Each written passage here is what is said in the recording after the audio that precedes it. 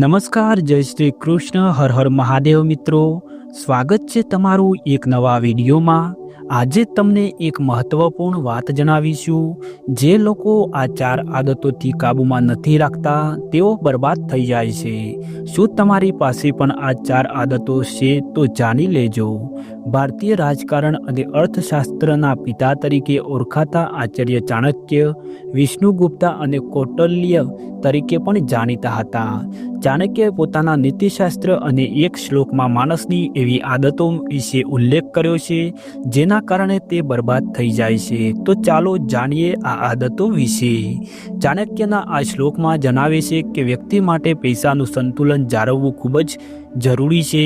વ્યક્તિ જીવનમાં સફળ થવા માટે તે જરૂરી છે કે તે આવક અને ખર્ચના સંતુલનને જાણતો ન હોય છે.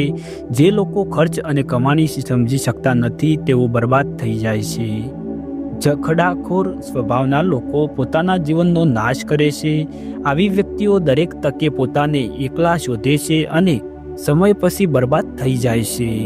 સ્ત્રીઓની પાછળ દોડનાર પુરુષ બરબાદ થઈ જાય છે. ચાણક્ય કહે છે કે આવી વ્યક્તિ હંમેશા અપમાનિત રહે છે. સમાજ તેને ખરાબ નજરથી જુએ છે. આવી વ્યક્તિ પોતાના માટે સૌથી મોટી મુશ્કેલી બની જાય છે. માનવી માટે જરૂરી ગુણોમાં ધીરજનો સમાવેશ કરવામાં આવે છે. ચાણક્ય અનુસાર ધૈર્યવાનના લોકો જીવનની સફળતામાં સફળતા પ્રાપ્ત કરે છે, પરંતુ જે વ્યક્તિમાં ધીરજ નથી તે થોડા સમય પછી નાશ પામે છે. તો મિત્રો, આ હતી ચાણક્યની 4 આદતો. તમને કેવી લાગી કોમેન્ટમાં જરૂર બતાવજો. અને આપણી ચેનલ ઉપર નવા હોય તો ચેનલને સબસ્ક્રાઈબ કરી દેજો અને વિડીયોને લાઈક કરી દેજો. હવે મળીશું એક નવા વિડીયોમાં. ત્યાર સુધી અમારી ચેનલ ઉપર બન્યા રહેજો.